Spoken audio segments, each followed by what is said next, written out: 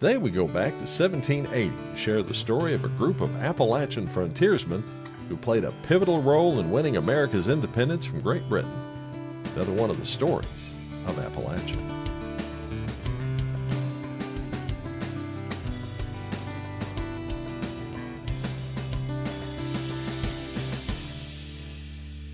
This is one of those great stories, Steve, about the early beginnings of the United States, or at least the colonies and everything coming to what we know later on as the United States. But I think this is just great. I love stories like this, and it involves a group of men that we've heard about all through history, but maybe they don't get the attention that they rightly deserve all the time. But they helped out at a very pivotal time in this nation's search for independence. Oh, you're right, they were pivotal.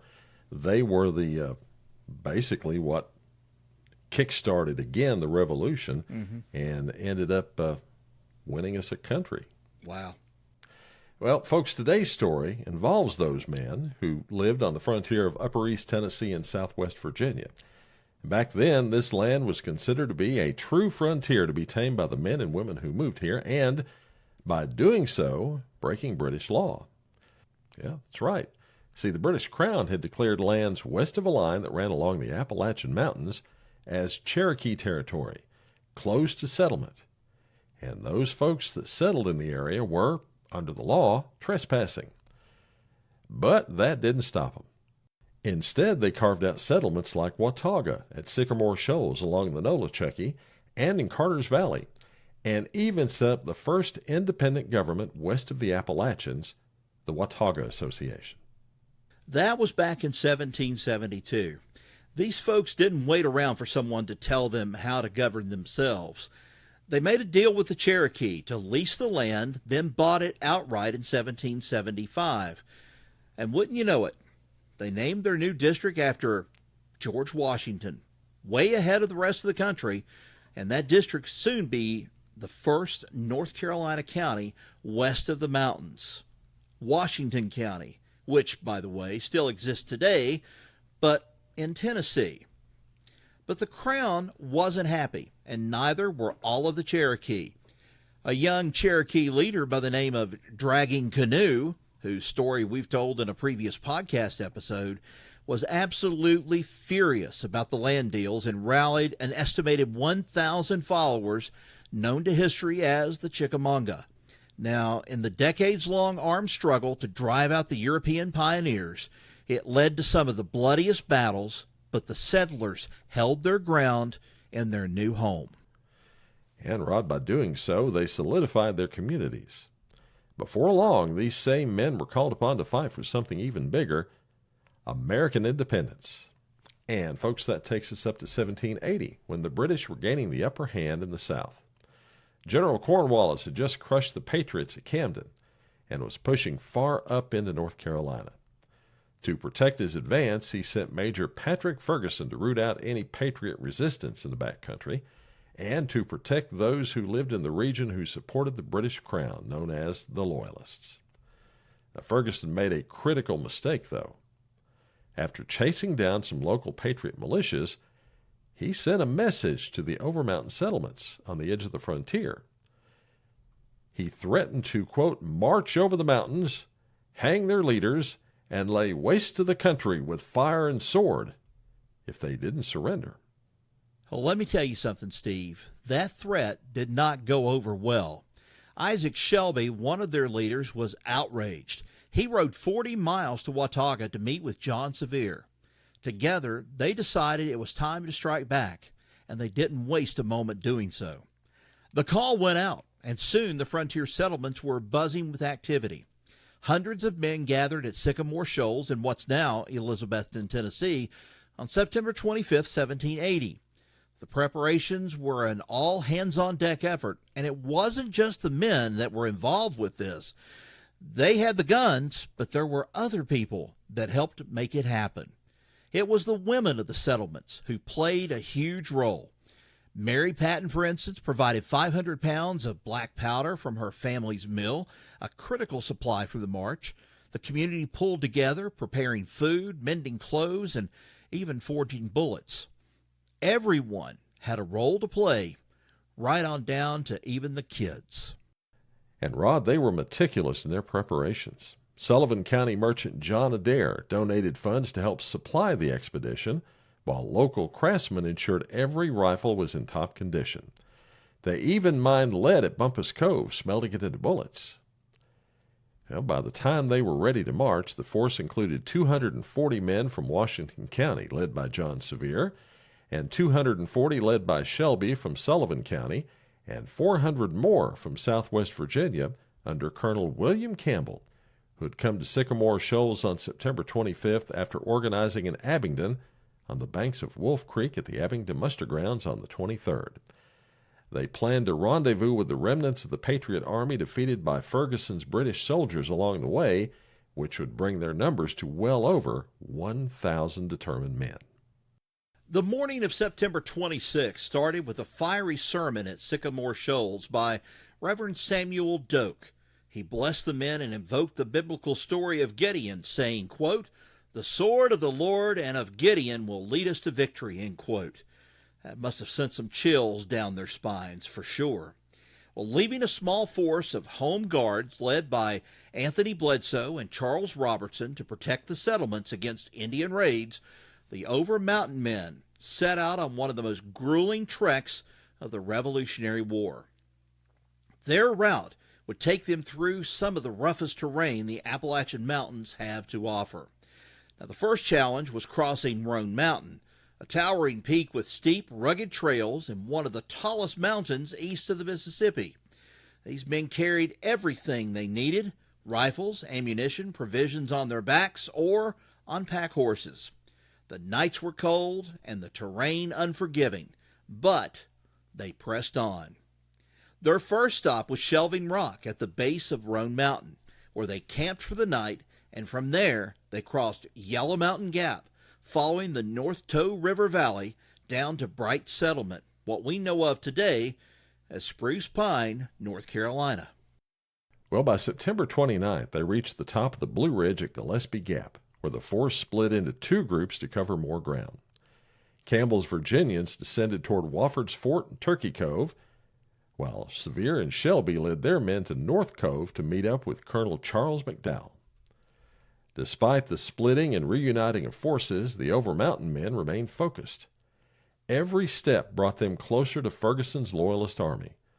On October 1st, they reached Quaker Meadows near Morganton, North Carolina, camping at the McDowell family plantation. There they were joined by 300 reinforcements led by Benjamin Cleveland and Joseph Winston. And that made a force of over 100 men, hardened by the frontier, gathered in one place. And even though they were a coalition of different leaders, they worked together for a common goal. Still, though, tensions ran high. At Bedford's Hill, there was some bickering among the leaders who, well, they were trying to decide who should take over the overall command.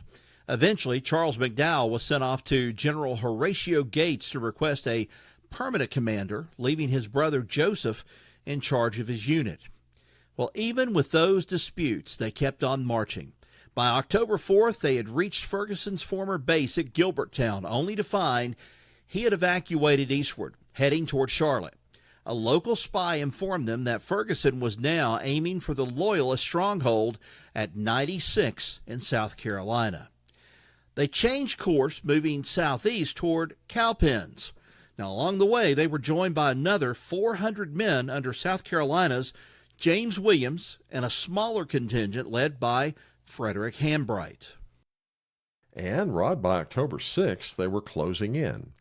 That night they marched through the dark, determined to catch Ferguson before he could escape or link up with the main British force. And the next afternoon, October 7th, 1780, they found him at Kings Mountain, a flat-topped ridge near the North Carolina-South Carolina border. Ferguson had fortified the position, thinking it was impenetrable, but the Overmountain men weren't about to back down. Ferguson, confident as ever, believed he had an unbreakable position. He and his 1,000 Loyalist troops were perched atop the hill, looking down on their enemy.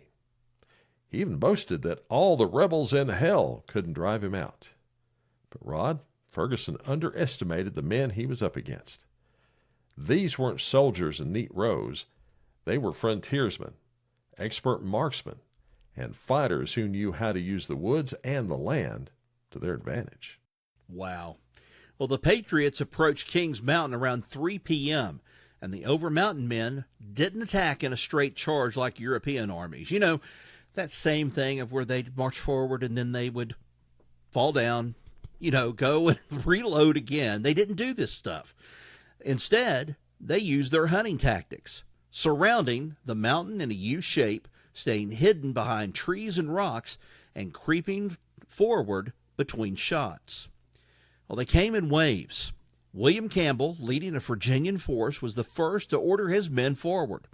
His rallying cry, quote, "Shout like hell and fight like devils," end quote.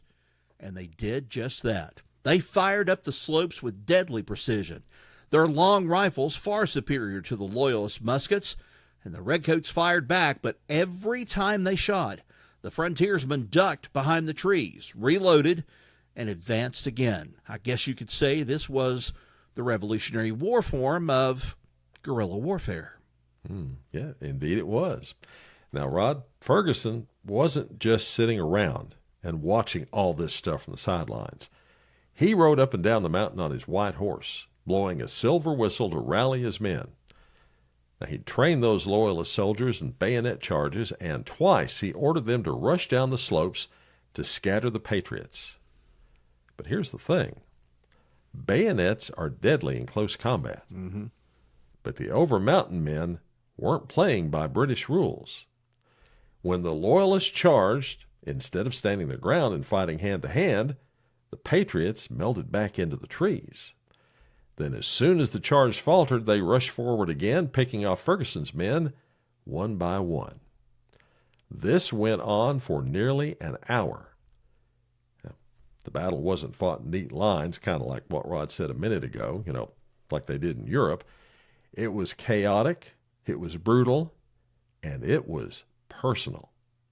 These were neighbors fighting neighbors, brothers fighting brothers, and as the sun started to sink, the Overmountain men were closing in. Then came the moment that finally broke the British line. As some of the forces began to wave white flags of surrender, Ferguson himself went down, and then he began to hack at the flags with his sword, trying to, knock them down and everything, and making an attempt to fight his way out of the Patriot lines, but was shot and dragged behind those lines by his horse. When a Patriot officer demanded his surrender, Ferguson shot and killed him with his pistol. As they say in some terms, that was a mistake. He was then shot multiple times in return. Some say as many as 7 bullets hit him at once. He tumbled from his horse, dead before he even hit the ground. And just like that, the Loyalist resistance collapsed. Many Redcoats tried to surrender, but at first, the Overmountain men weren't taking prisoners. They had seen Patriot homes burned, friends executed, and families driven from their land, along with atrocities committed on Patriot soldiers after other battles. This was payback, and for a few minutes, the battle turned into a massacre. And it wasn't until their own officers intervened that the slaughter stopped. But even then, the damage was done.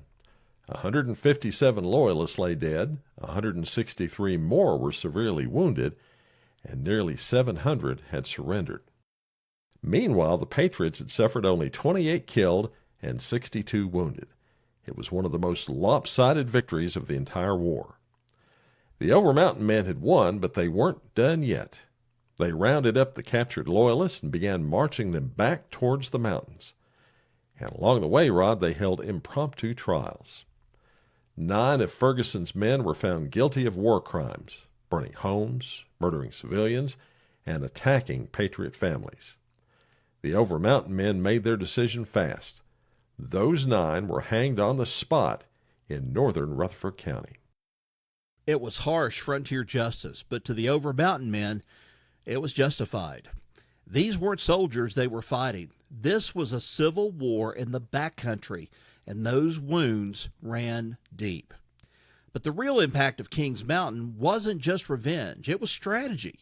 Cornwallis, who had been planning to push deeper into North Carolina, suddenly had a major problem on his hands.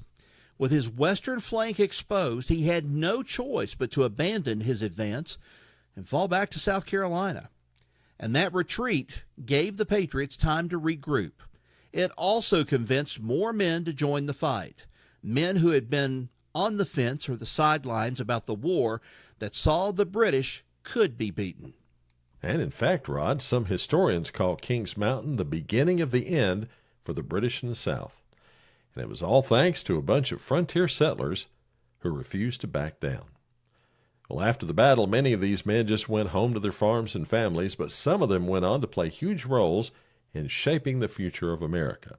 For example, John Sevier helped found the state of Franklin and then later Tennessee, serving as the first governor of both, and Isaac Shelby played a key role in Kentucky statehood.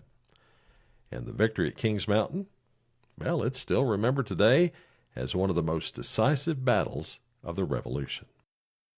And if you want to walk in their footsteps, you can. The Overmountain Victory National Historic Trail traces the route from Sycamore Shoals to Kings Mountain. It's a 330-mile journey through history. And you think about that, 330 miles to battle the British to protect everything that you have. That's incredible. And these men weren't fazed by it. They went for it, and they came up very successful. Well, you know, these men, frankly, are our ancestors, Rod. Mm-hmm. I mean, my family's been here in this part of Appalachia since 1780. And I don't know how long yours has been here, but I'm sure probably close to that time. Yeah. Mm-hmm. Yeah, it's just hard to believe sometimes. You think about that and you think, gosh, did I have ancestors? And you've traced some things back. You know, did I have ancestors that fought in this time? We probably did. You know, there's just no other way around it. We probably did at one point or another, but it's still the thrill of hearing this and hearing the victory come out over this. This is almost like if they had radio during that time. This could have been called play-by-play from Kings Mountain, and it would have been exciting just to be able to hear something like this. Been exciting to see it, just not been involved in it. Could you imagine the stories those fellas told over the years to their kids and grandkids, too? Oh, I'm sure some of them were probably very factual, and some of them were very, very tall tales. Well, that's just like every old man's story. Mm-hmm. Not saying us, for example, but you know what I'm getting to. Yeah, I know. And, folks, that's the story of the Overmountain men and the Battle of Kings Mountain. Another one of the stories of Appalachia. Thanks for watching. Now, be sure to subscribe to the podcast on your favorite podcast app, or if you're watching us on YouTube, give us a thumbs up and subscribe, and don't forget to leave us a comment. Till next we meet, y'all take care. So long, everybody. So long.